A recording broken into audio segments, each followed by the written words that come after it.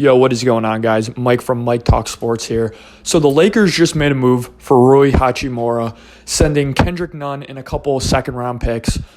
As a LeBron fan, my initial reactions are, this is kind of a trading for the best player available type move, when in reality, when you have LeBron James, you try to trade for the best scheme fit available, not the best player available. Trading for a good, solid player who's going to help out with the offense, I'm not going to complain about it too much. Do I wish they got somebody who's a better defender and a better three-point shooter?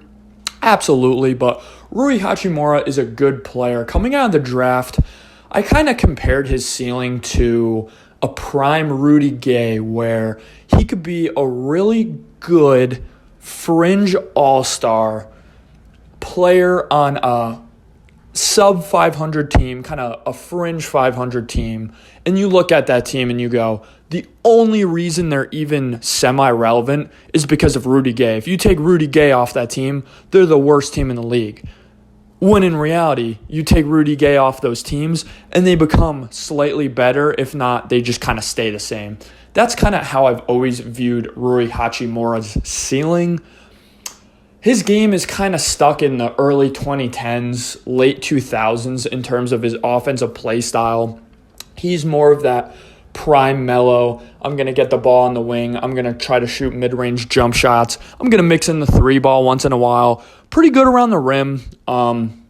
Entering the NBA, Rui Hachimura was a really abysmal defender, like embarrassingly bad. I think his rookie year, he was analytically the worst defender in the NBA. Certainly not nearly that bad anymore, but make no mistake about it, guys. Rui Hachimura is a below league average defender. That doesn't mean he's trash. That doesn't mean he's a bad defender, but he's below league average. And I'll be honest, looking at this Lakers roster right now, I'd rather us prioritize offense over defense. I think we have pretty solid defenders at the moment. We could definitely use a Kyle Kuzma-esque body out there, which Rui Hachimura, in terms of his frame, absolutely is that guy. In terms of his play style defensively, he's just not that guy. Hopefully he can transform into that guy. We've seen LeBron James take guys like Cedi Osman with the Cavaliers, guys like, again, Kyle Kuzma with the Lakers, and kind of being able to transform them into high-effort wings who have really high switchability, kind of 1 through 4, or more so 2 through 4 switchabilities, being able to switch on to shooting guards, small forwards, power forwards.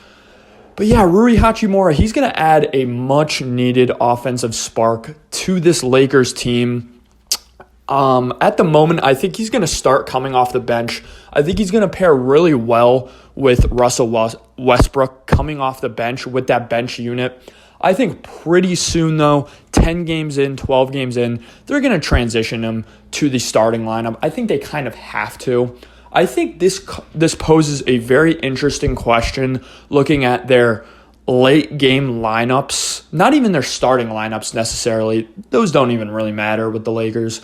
It's their closing game lineups. What do you do now? So you don't have Kendrick Nunn anymore, which for the most part, he wasn't in those closing lineups, but you kind of liked his ability to come off the bench, be a good spark as a point guard. Again, we kind of have Russell Westbrook for that, so that wasn't so needed, whereas Rui Hachimura and his services as a wing was vital. That was kind of the one missing piece from the Lakers from kind of a roster construction standpoint, was that bigger Kyle Kuzma-esque wing, as I just said.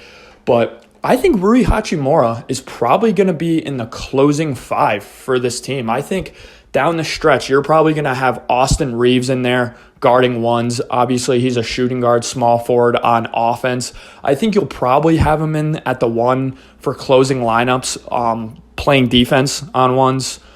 At the 2, maybe Pat Bev. I just hate when Pat Bev's out there. He's so bad. So maybe Austin Reeves at the 2.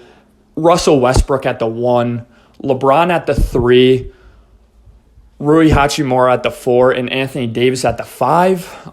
You can mix in Thomas Bryant in there at the 5, LeBron at the 3, Anthony Davis at the 4, and then Rui Hachimura just not be in that closing lineup.